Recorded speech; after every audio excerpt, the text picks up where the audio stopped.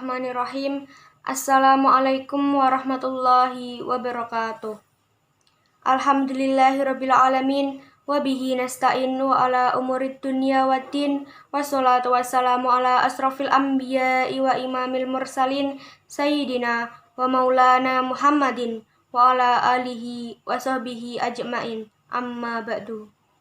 Kepada yang terhormat Ibu Hani Hidayati SPDI MPD selaku dosen mata kuliah Pendidikan Agama Islam.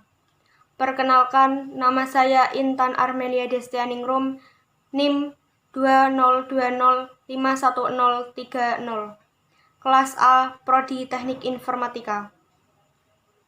Di sini saya akan berkhutbah tentang Islam, kebangsaan, dan nasionalisme. Pada kesempatan khutbah ini, saya mengajak hadirin sekalian, terutama pada diri saya sendiri, khususnya untuk senantiasa bertakwa kepada Allah Subhanahu wa Ta'ala dan terus-menerus berusaha meningkatkan ketakwaan itu dengan melaksanakan perintah-perintahnya, serta mensyukuri semua kenikmatan dan karunia yang diberikan kepada kita dengan menggunakan dan menyalurkannya pada jalan yang diridhoi olehnya. Dengan demikian, semoga kita senantiasa mendapatkan keselamatan dan kebahagiaan dunia dan akhirat.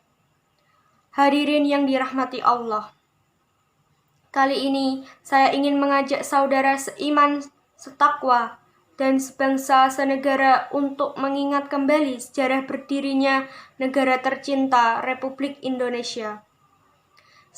Sejatinya, Indonesia bukanlah bangsa baru yang tiba-tiba ada semenjak 17 Agustus 1945. Bukan pula sebuah negara yang tiba-tiba ada begitu saja dengan nama Indonesia. Akan tetapi, negara ini merupakan negara yang dibangun di atas sejarah panjang, sejarah Kerajaan Sriwijaya, Majapahit, dan juga kerajaan Islam yang terbentang dari Samudra Pasai, Demak hingga Mataram Islam. Dengan demikian, sudah berabad-abad Indonesia dibangun oleh nenek moyang. Sudah cukup panjang tinta sejarah mengukir Indonesia. Sejarah itu pula yang akhirnya menuntun para kiai, pejuang, dan juga rakyat ini memilih Pancasila sebagai dasar negara Indonesia. Kedudukan Pancasila bagi bangsa ini, khususnya umat Muslim Indonesia, hanyalah sebagai pedoman hidup berbangsa dan bernegara, bukan pedoman hidup beragama. Sekali lagi, bukan pedoman hidup beragama.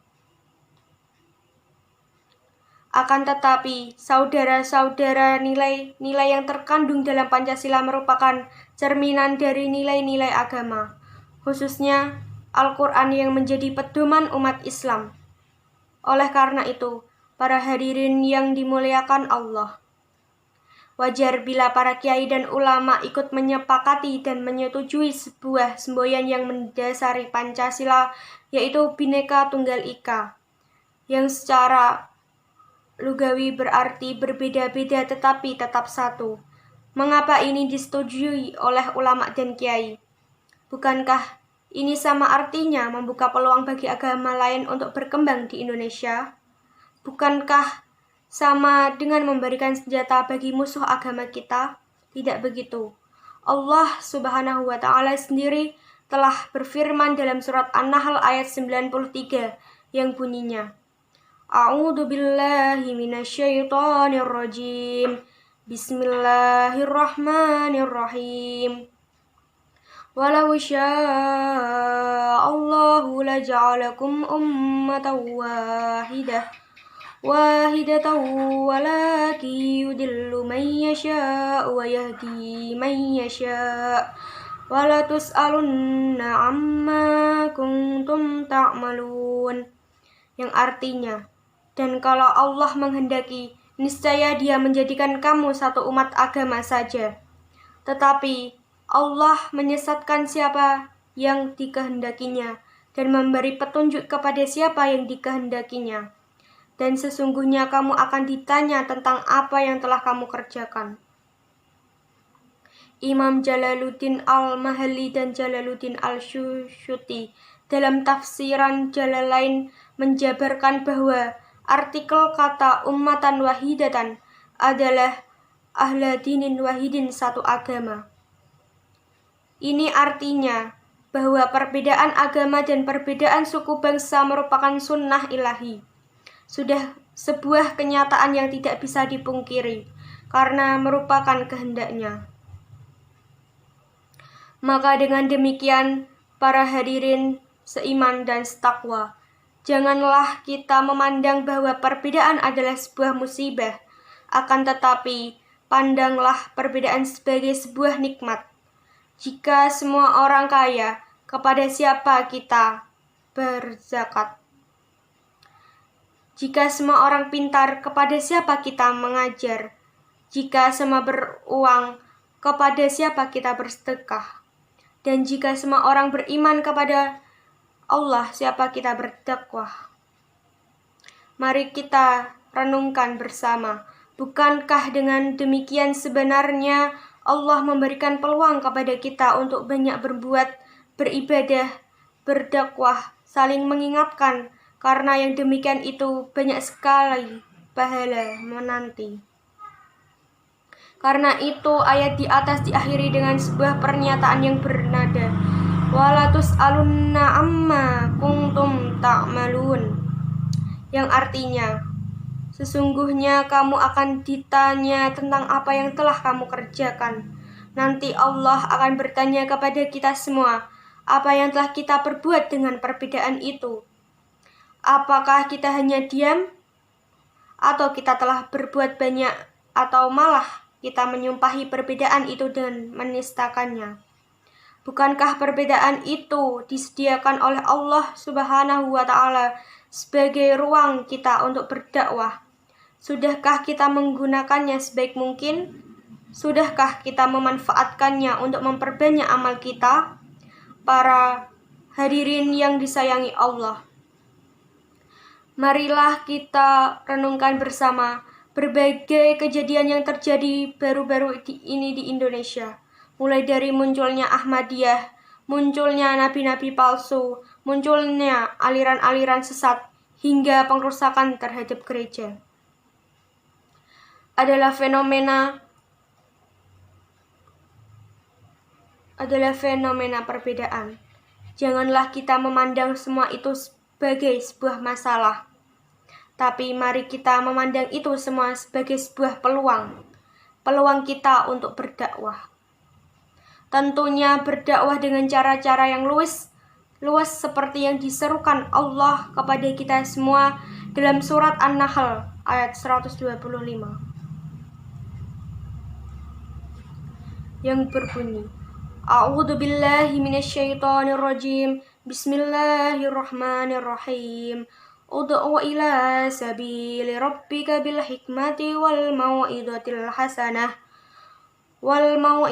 hasanati wajadilhum billati hiya ahsan. Inna rabbaka huwa a'lamu biman dhalla an sabilihi wa huwa a'lamu bil muhtadin, yang artinya serulah manusia kepada jalan Tuhanmu dengan hikmah dan pelajaran yang baik, dan bantahlah mereka dengan cara yang baik. Sesungguhnya Allah Tuhanmu lebih mengetahui tentang siapa yang tersesat dari jalannya, dan dialah yang lebih mengetahui orang-orang yang mendapat petunjuk. Mari kita bersama-sama merangkul mereka dan mengajaknya untuk kembali pada Islam yang sempurna, Islam yang kafah. Jangan kita lempari batu mereka, tapi mari kita rangkul dan nasihati bahwa Islam itu begini, tidak begitu. Kita ajak mereka berdiskusi, kita sapa mereka, kita bujuk mereka untuk bersama-sama masuk ke musola dan masjid yang penuh berkah ini. Kepada umat Nasrani, jangan kita bakar gereja mereka. Marilah kita rangkul mereka, kita ajak mereka menuju masjid yang indah dan penuh berkah seperti masjid ini. Tentunya dengan cara yang baik pula. Jangan sampai dakwah kita mengoyak Bhinneka Tunggal Ika yang telah disepakati bersama oleh para kiai, ulama, dan umara. Jangan sampai pula perbedaan yang penuh hikmah itu berubah menjadi musibah bagi bangsa ini. Karena itu, sama artinya kita telah tidak amanah menjaga titipan nenek moyang kita, yaitu Indonesia, dan secara otomatis menyia-nyiakan kesempatan yang diberikan oleh Allah Subhanahu wa Ta'ala. Inilah cita-cita Bhinneka Tunggal Ika dan juga semangat dasar dari persaudaraan. Pasalnya, pengalaman pahit bangsa kita selama ini yang ditimpa berbagai konflik dan kerusuhan mengisyaratkan bahwa keragaman bangsa Indonesia apabila tidak disikapi secara jernih dan bijak akan menjadi bom waktu yang bisa meledak setiap saat. Untuk itu, kaum muslimin sebagai umat terbanyak di Indonesia haruslah memberikan teladan dalam mewujudkan persatuan, kesatuan, dan kedamaian di tengah-tengah kemajemukan bangsa ini. Rujukan asasi yang harus dipegangi adalah teladan Nabi Muhammad SAW sepanjang hayatnya. Pengalaman Rasulullah menunjukkan betapa bahayanya pencampur adukan antara kepentingan politik dan isu-isu agama. Agama memang bukan faktor pemicu berbagai perselisihan antar umat, tetapi isu-isu agama sangat sensitif dan mudah tersulut.